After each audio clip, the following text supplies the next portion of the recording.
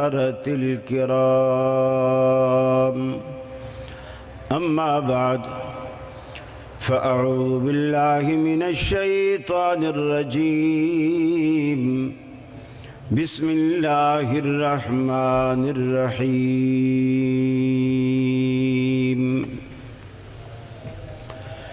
وَإِذْ أَخَذَ رَبُّكَ مِنْ بَنِي آدَمَ مِنْ ظُهُورِهِمْ ذُرِّيَّتَهُمْ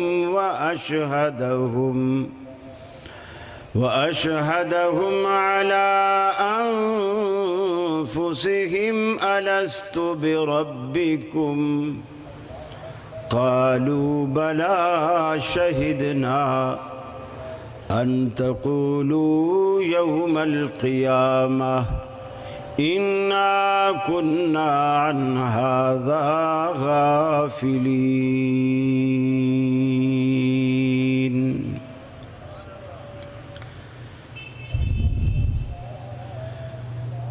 یہ مقصد ہے کہ دنیا سے جہالت دور ہو جائے،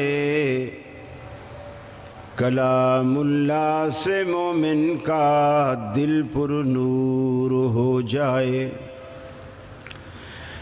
یا الہی جب تک کہ میرے جسم میں جا رہے، تجھ پہ صدقے تیرے محبوب پہ قربان رہے، میں رہوں یا نہ رہوں پر دل کی ہے یہ دعا، دین احمد اور عزت قرآن رہے۔ الہی ہم میں پھر وہ صدیق سا ایمان پیدا کر، عمر فاروق سا کوئی جری انسان پیدا کر، رگے تحریک کٹ جائے دم عثمان پیدا کر،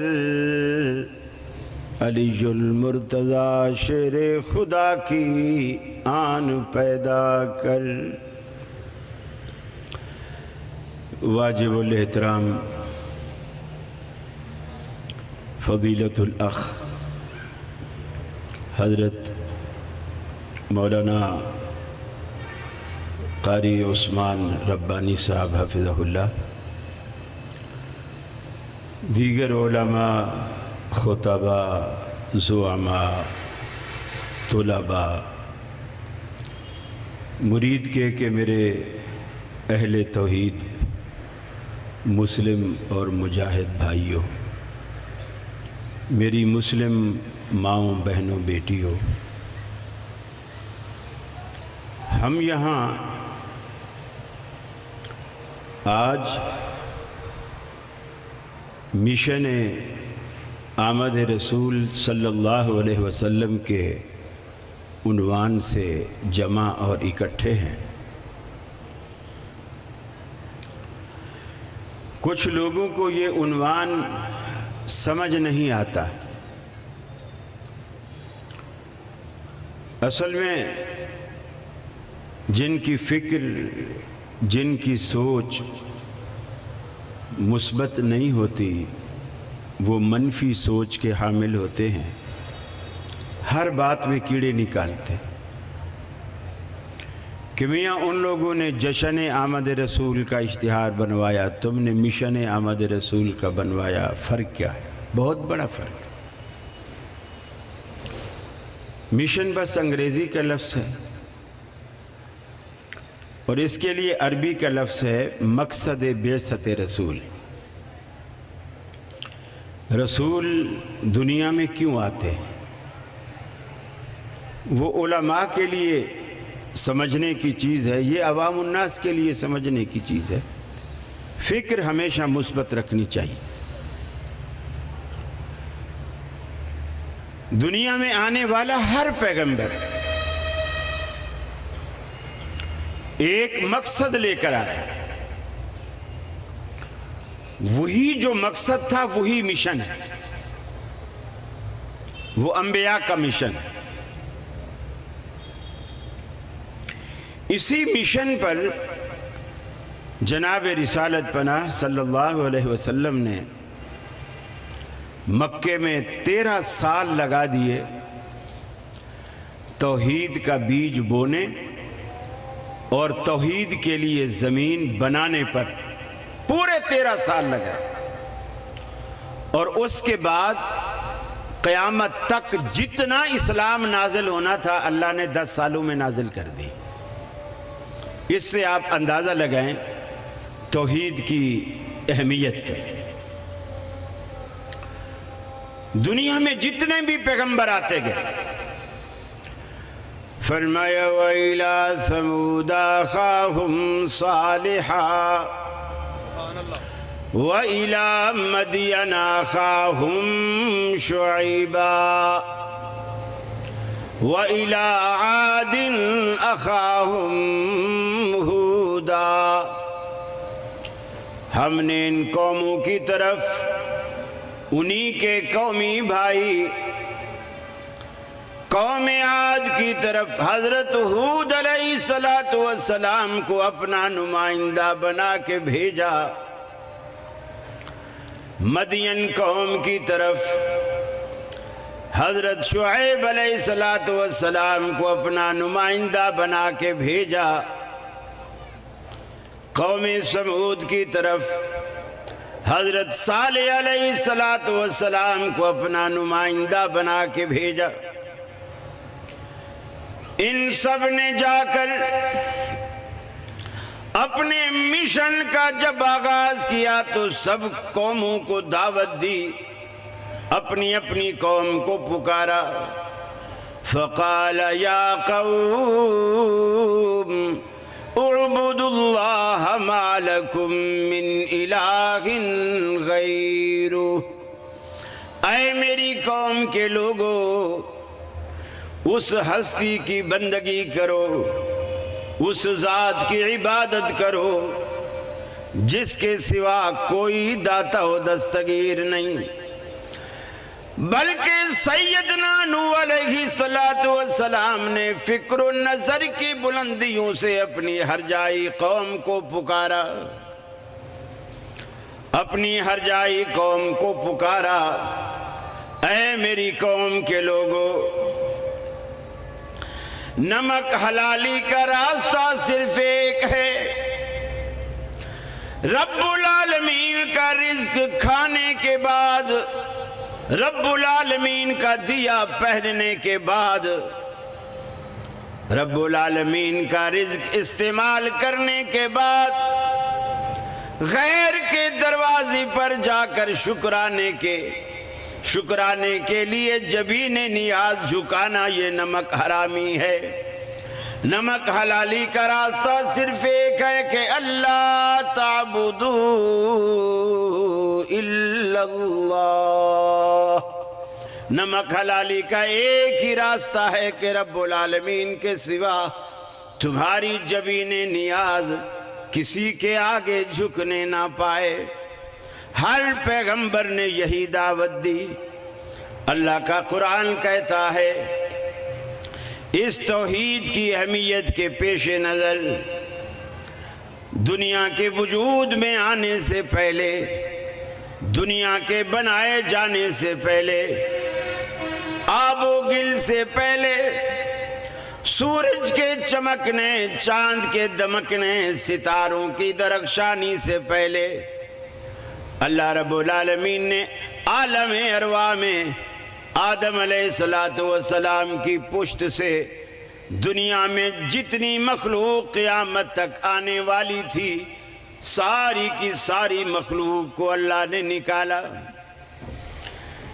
ایک خاص وجود عطا کیا، خاص جسم دینے کے بعد انہیں مخاطب کیا اور ان سے ایک سوال کیا، مجھے بتلاؤ تو صحیح، میں تمہیں دنیا میں بھیجنے والا ہوں، تم دنیا میں جاؤ گے، دنیا میں میرے مہمان بن کر رہو گے، میں تمہارا میزبان ہوں گا، پوری کی پوری زمین کو تمہارے لیے دسترخوان بنا کر بچھا دوں گا، آسمان کو چھت بنا دوں گا، اس میں تمہاری خوبصورتی کے لیے کمکمیں لگا دوں گا، سورج کو تابانی عطا کروں گا تو تمہارے لیے، چاند کو لمعانیت عطا کروں گا تو تمہارے لیے، ستاروں کو درخشانی عطا کروں گا تو تمہارے لیے، دریا متلاطم اور سمندر موج زن ہوں گے تمہارے لیے، ندیاں بل کھاتی نظر آئیں گی تمہارے لیے، سبزے لہکیں گے تمہارے لیے، انادل چہکیں گے تمہارے لیے، گلشن مہکیں گے تمہارے لیے۔ میری یہ ساری نعمتیں پانے کے بعد بتاؤ کس کو اپنا معبود مانو گے؟ الست بربکم، میں تمہارا معبود ہوں کہ نہیں؟ مجھے اپنا سب کچھ مانو گے کہ نہیں؟ راتوں کو اندھیرا عطا کروں گا تمہارے لیے، صبح کو سویرا عطا کروں گا تمہارے لیے۔ الست بربکم، مجھے بتلاؤ کس کو اپنا معبود مانو گے؟ سب نے یک زباں ہو کر کے کہا الہ العالمین کیوں نہیں؟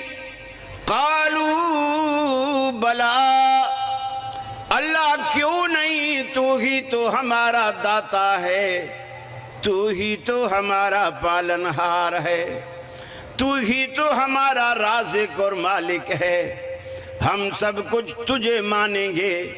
آج دنیا میں آ کر ہم یہ وعدے بھول بیٹھے، اللہ سے کیے وعدے بھول گئے۔ آج کسی کا پاؤں پھسلتا ہے تو یا علی مدد کا نعرہ لگاتا ہے، یا بہاء الحق کا نعرہ لگاتا ہے۔ رب العالمین سے جو ہم وعدے کر کے آئے ہیں دنیا میں، وہ ہم سارے وعدے بھول بیٹھے۔ اللہ رب العالمین وہی وعدے ہمیں یاد دلاتا ہے۔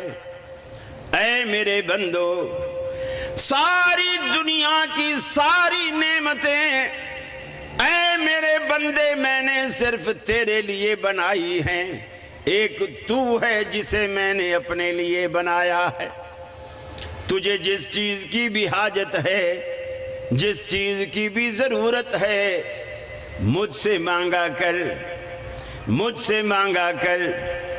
دنیا سے بالکل یہ معاملہ مختلف ہے۔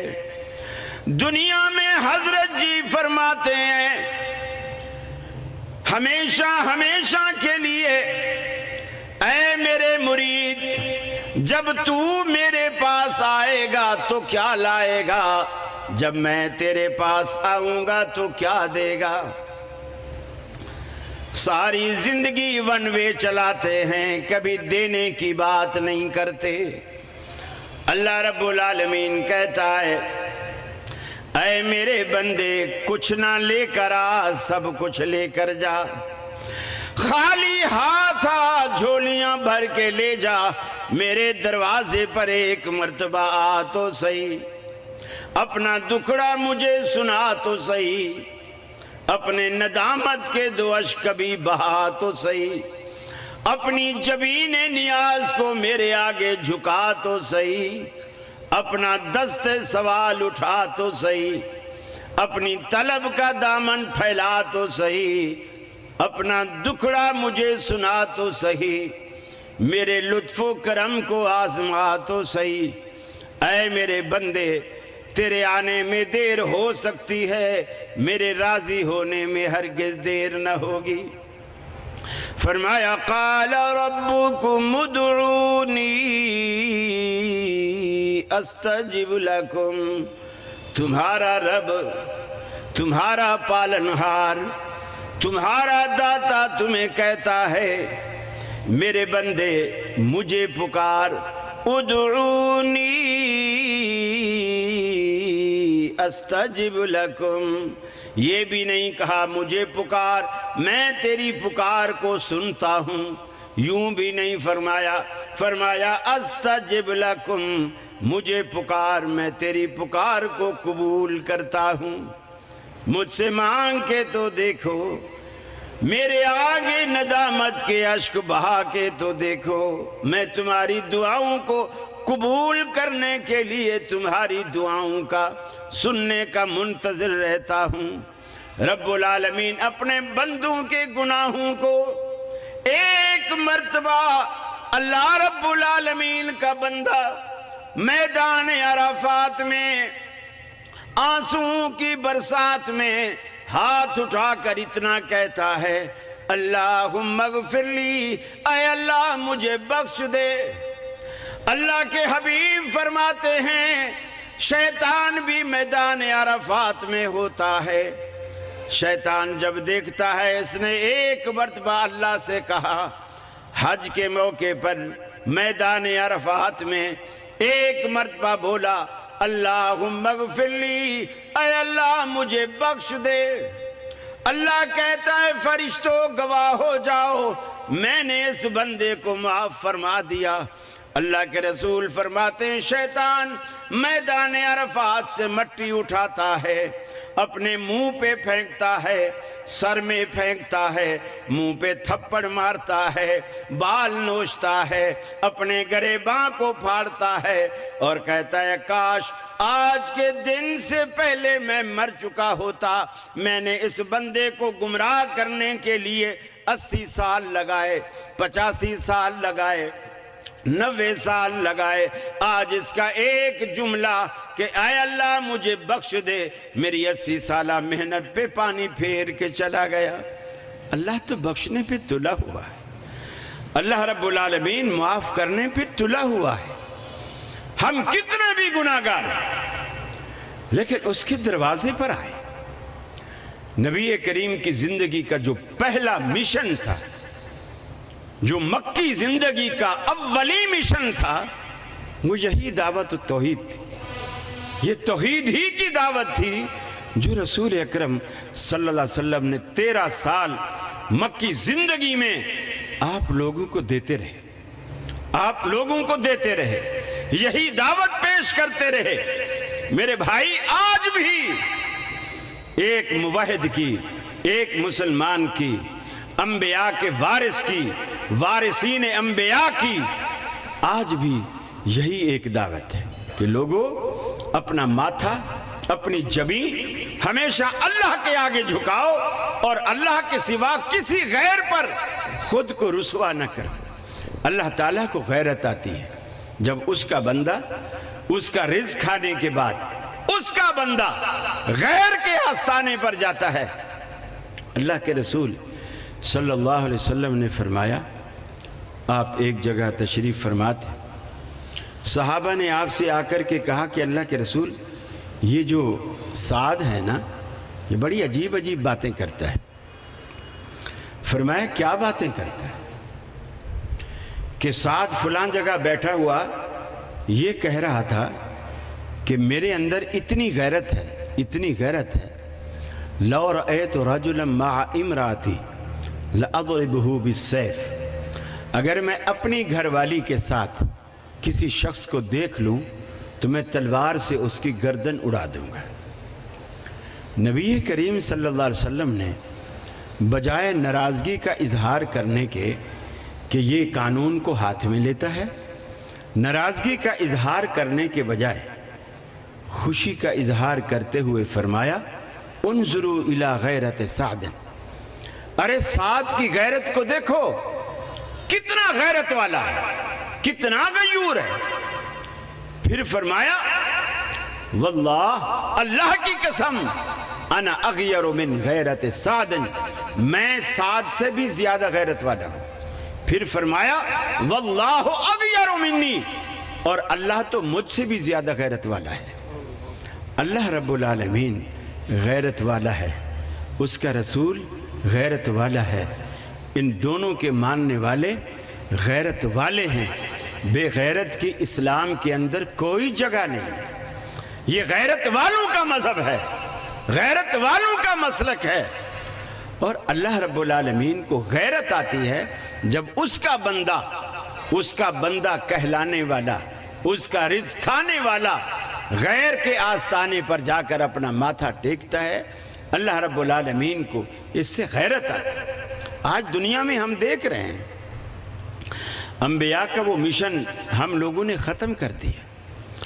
ہم سیاست کی نظر بھی ہم ہو گئے، ہم نے وہ جو سختی تھی دین کی، عقائد کی، ہم اس کو بھلا بیٹھے۔ آج ہم دیکھتے ہیں دنیا کے اندر کہیں نخل مرکز کی چھاؤں میں سجدے، کہیں مرنے والے کے پاؤں میں سجدے، اشاروں میں سجدے، نگاہوں میں سجدے، یہاں اور وہاں خانقاہوں پہ سجدے، یہ قبہ پرستی کے پامال سجدے، مزاروں پہ جا جا کے ہر سال سجدے، مزاروں پہ جاتے ہو بہر سفارش، جو خود سو چکے کیا سنیں گے گزارش، جو مائل بخواب اجل ہو چکے ہیں، لحد میں جو آرام سے سو چکے ہیں، جو کروٹ بدلنا نہیں جانتے ہیں، انہیں آپ مشکل کشا مانتے ہیں، جن کو اپنی قبروں میں کروٹ بدلنا بھی نہیں آتا، ان میں زندگی کی کوئی رمق موجود نہیں، ان کے کان موجود ہیں مگر سننے سے قاصر، زبان موجود ہے مگر بولنے سے قاصر، آنکھیں موجود ہیں مگر دیکھنے سے قاصر، ہاتھ موجود ہیں مگر پکڑنے اور چھونے سے قاصر، پاؤں موجود ہیں مگر چلنے سے قاصر۔ أَلَهُمْ أَرْجُلٌ يَمْشُونَ بِهَا أَمْ لَهُمْ أَيْدِي يَبْطِشُونَ بِهَا أَمْ لَهُمْ أَعْيُنٌ يُبْصِرُونَ بِهَا أَمْ لَهُمْ آذَانٌ يَسْمَعُونَ بِهَا۔ فرمایا ان مرنے والوں کو دیکھو، کیا اب ان کے ایسے کان ہیں جن سے یہ سن سکیں، ان کی ایسی آنکھیں ہیں جن سے یہ دیکھ سکیں، ان کی ایسی زبان ہے جس سے یہ بات کر سکیں، ان کے ایسے ہاتھ پاؤں ہیں جس سے حرکت کر کے ایک جگہ سے دوسری جگہ جا سکیں۔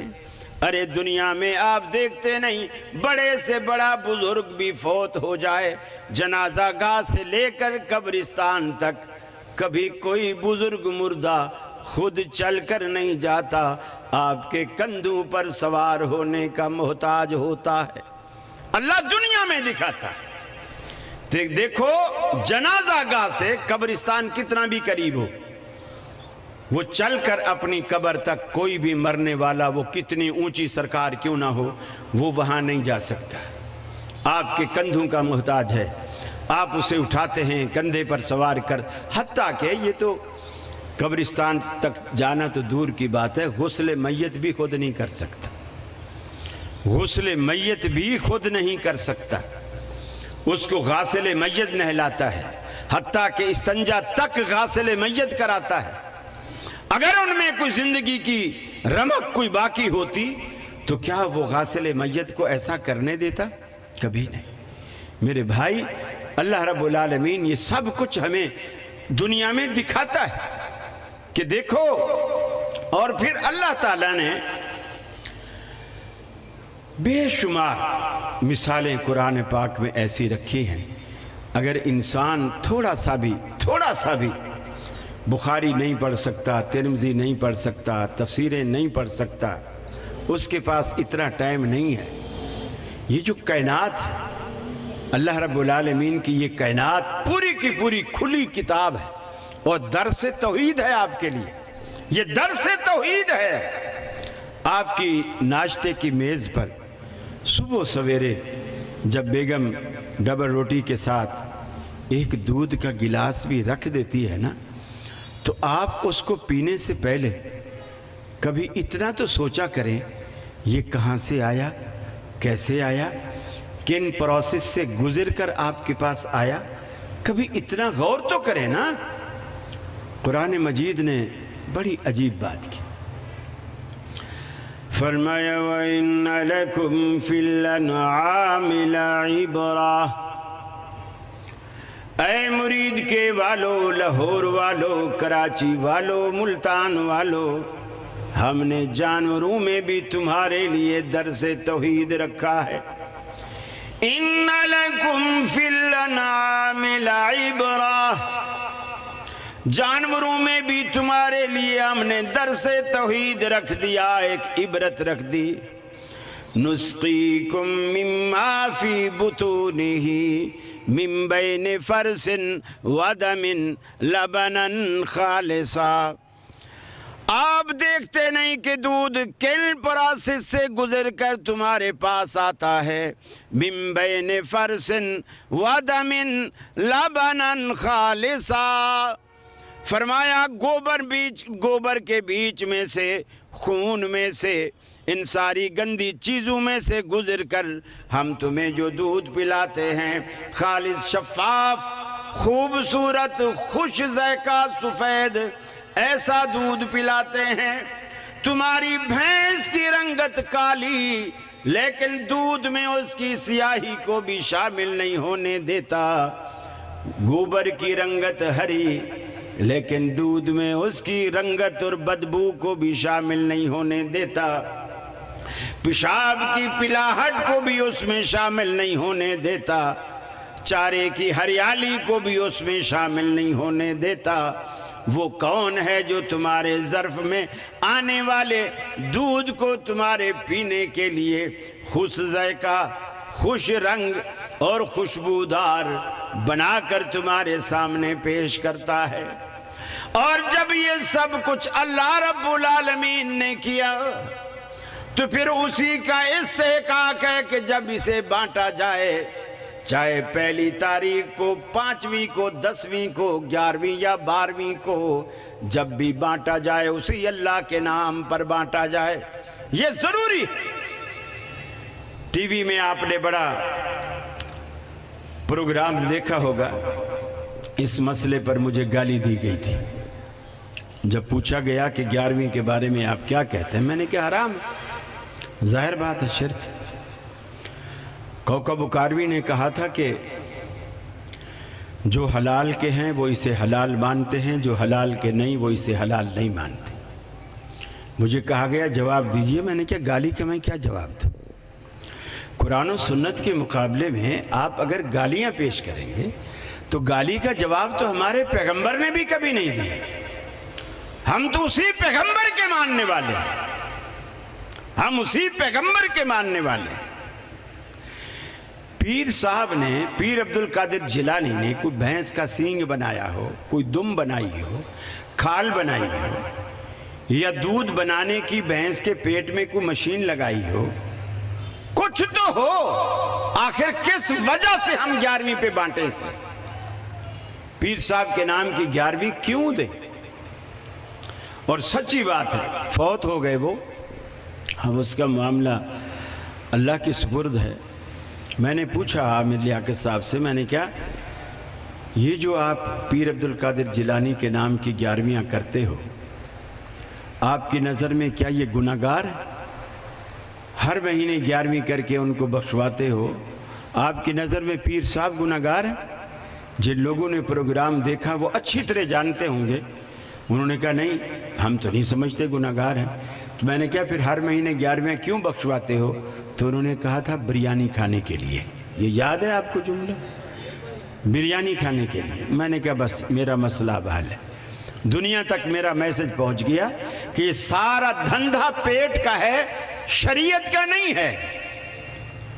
ارے تمہیں بریانی زیادہ پسند ہے، ویسے تم گھر میں پکوا لو، ویسے کھا لو، اس کو مذہب ضرور بنانا ہے، اس کو مسلک کا نام ضرور دینا ہے۔ میرے بھائی، اللہ رب العالمین وہ رازق، وہ مالک، وہ خالق ہے، اس کی اوصاف، اس کی صفتیں بندوں میں تقسیم نہیں کی جا سکتی، بندوں میں اللہ کی صفتیں تقسیم نہیں کی جا سکتی۔ اور اقبال بعض دفعہ بڑی عجیب باتیں کرتا ہے۔ ایک جگہ کہتا ہے کہ سمجھ میں نکتہ توحید آ تو سکتا ہے، تیرا دماغ ہی بت خانہ ہو تو کیا کہیے، تیرا دماغ ہی بت خانہ ہو تو کیا کہی ہے۔ اور بت خانے صرف دماغ نہیں، لوگوں نے دل بھی بت خانے بنا رکھے ہیں، دلوں میں بھی بت رکھتے ہیں۔ دل کے آئینہ میں ہے تصویر یار، جب ذرا گردن جھکائی دیکھ لی، دلوں میں بت سجائے پھرتے ہیں۔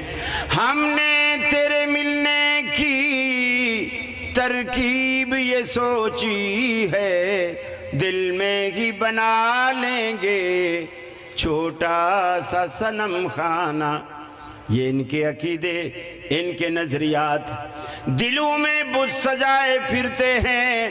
اسی لیے اقبال نے کہا، کبھی سر بسجدہ ہوا جو میں، تو زمین سے آنے لگی صدا، تیرا دل تو ہے صنم آشنا، تجھے کیا ملے گا نماز میں۔ پہلے صنم آشنائی سے توبہ کیجئے، پھر رب کے حضور سجدے کیجئے، پھر اپنے سجدوں کی قیمت رب العالمین سے وصول کیجئے۔ لیکن کب جب صنم، یہ جو دلوں میں سجائے تمہارے صنم خانے ہیں، پہلے انہیں پاش پاش کیجئے۔ اے حاکم کل، اے مالک کل، اے رازق کل، اے خالق کل، سبحان ہے تو، رحمان ہے تو، تیری صفتیں کوئی بھی پا نہ سکا، ہر شے پہ تصرف ہے تیرا، جب حکم دیا تب می برسا، اے مالک ابر سے تیرے سوا ایک بوند بھی کوئی گرا نہ سکا۔ یونس نے پکارا اے اللہ اور بیٹھ گیا تھا کشتی میں، تیرا حکم تو مولا ٹل نہ سکا، وہ خود کو پار لگا نہ سکا۔ تو جس کو ڈبونے پر آئے، پھر کس کی ہے طاقت پار کرے، محبوب تیرا مجبور رہا، کشتی میں پسر کو بٹھا نہ سکا۔ خالق وہ نہیں جس سے کہ کبھی بن سکتی نہیں ایک مکھی بھی، خالق وہ نہیں جس سے کہ کبھی بن سکتی نہیں ایک مکھی بھی، مکھی تو بنانا دور رہا، ایک بال بھی بدلا جا نہ سکا۔ اے خالق کل، اے مالک کل، اے رازق کل، اے حاکم کل، سبحان ہے تو، رحمان ہے تو، تیری صفتیں کوئی بھی پا نہ سکا۔ رب العالمین کی ذات اکیلا یکتا وحدہ لا شریک ہے، اس کا کوئی ساجی نہیں، کوئی اس کا ساتھی نہیں، بے نیاز ہے۔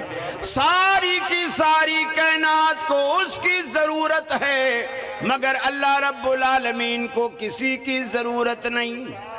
اگر کوئی اسے مانے تو اپنے فائدے کے لیے، اور اگر کوئی نہ مانے تو اپنا نقصان کرے۔ رب العالمین کا کچھ نہیں بگاڑ سکتا۔ رب العالمین کی طاقت کا یہ عالم ہے، ان بطش ربک لشدید۔ اللہ کا قرآن کہتا ہے تیرے رب کی پکڑ بڑی سخت ہے۔ اپنے پیغمبر کے بارے میں رب العالمین نے فرمایا، لو تقول علینا بعض الاقاویل، اگر ہمارا پیغمبر ہمارے بارے میں ایسی بات کہے جو ہم نے نہیں کہی، اور وہ کہے کہ اللہ نے کہی ہے، لَأَخَذْنَا مِنْهُ بِالْيَمِينِ، ہم پیغمبر کو دائیں سے پکڑ لیں، ثُمَّ لَقَطَعْنَا مِنْهُ الْوَتِينَ، پیغمبر کی ہم رگ حیات کاٹ ڈالیں، فَمَا مِنْكُمْ مِنْ أَحَدٍ عَنْهُ حَاجِزِينَ، تم میں سے کوئی بھی ہم سے پوچھنے والا نہیں۔ اللہ رب العالمین کی پاور کو سمجھیے، یہ وہ مشن ہے انبیاء کا بھی، اور بالخصوص آخری پیغمبر جناب محمد رسول اللہ صلی اللہ علیہ وسلم کا بھی، جو آپ نے مکے کے پورے 13 سال اسی مشن پر اپنی زندگی کھپا دی، جنگیں لڑی، اپنوں سے لڑے، اور اپنوں کو، یہ جو لوگ کہتے ہیں نا میاں تمہیں کیا پڑی ہے، تم اختلاف کرتے ہو، اپنا مذہب چھوڑو نہیں، دوسرے کا چھیڑو نہیں۔ رسول اللہ کی سنت یہ ہے، مکے میں آ کر آپ نے سب سے پہلے دوسروں کے کفار مکہ کے مذہب کو چھیڑا۔ اگر آپ چھیڑتے نہیں تو وہ لڑتے کیوں؟ اگر آپ بھی یہی فارمولہ اپناتے، بھئی تم بھی ٹھیک ہو ہم بھی ٹھیک ہیں، بس کبھی تم ہمارے پاس آ جایا کرو کبھی ہم تمہارے پاس آ جایا کریں گے، اگر یہ فارمولہ ہوتا تو یہ لڑائیاں نہ ہوتی، یہ جنگیں نہ ہوتی، یہ جدائیاں نہ ہوتی، یہ باپ بیٹے کا نکھیڑا نہ ہوتا۔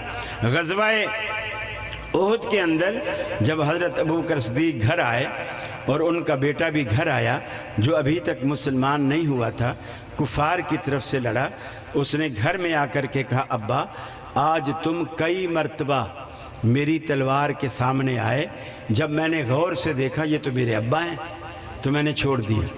صدیق اکبر رضی اللہ تعالیٰ عنہ نے فرمایا بیٹا اللہ کی قسم اگر میری تلوار کے سامنے تو ایک مرتبہ بھی آ جاتا تو میں تیرا سر تن سے جدا کر دیتا۔ یہ ریتیں اسلام نہیں کرتا، کفر کرتا ہے۔ اسلام تو ایک ہی بات جانتا ہے، یہ دین ہے، یہ حق ہے، یہ اللہ کی طرف سے ہے، یہ رسول ہے، یہ حق ہے، یہ اللہ کی طرف سے ہے، یہ قرآن ہے، یہ حق ہے، یہ اللہ کی طرف سے ہے۔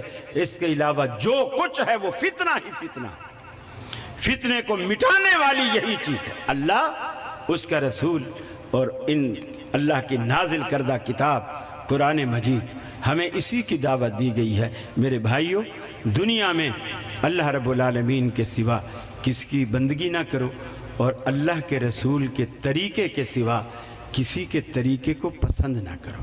اپنی عبادت میں وہی طریقہ وہی رنگ لاؤ جو عبادت کا طریقہ محمد رسول اللہ صلی اللہ علیہ وسلم نے اپنایا۔ آپ ہمارے اتنے خیر خواہ ہیں، اتنی محبت کرتے ہیں امت سے کہ قیامت والے دن جب اللہ ناراض ہوگا اور ناراضگی کی وجہ سے حساب و کتاب نہیں لے رہا ہوگا، حساب ابھی جنت دوزخ کی بات ہی نہیں، اللہ ناراض ہے حساب نہیں لیتا، اس موقع پر ساری امتیں مل کر رسول اللہ کے پاس آئیں گی اور آپ سے درخواست کریں گی اللہ سے کہو حساب و کتاب لے۔ لوگ انتظار کے عذاب میں کھڑے ہیں، اللہ کے رسول یہ نہیں، دیکھو عاجزی، یہ نہیں کہ سینہ تان کے بولیں گے اللہ ان کا حساب کیوں نہیں لیتا، ایسا نہیں۔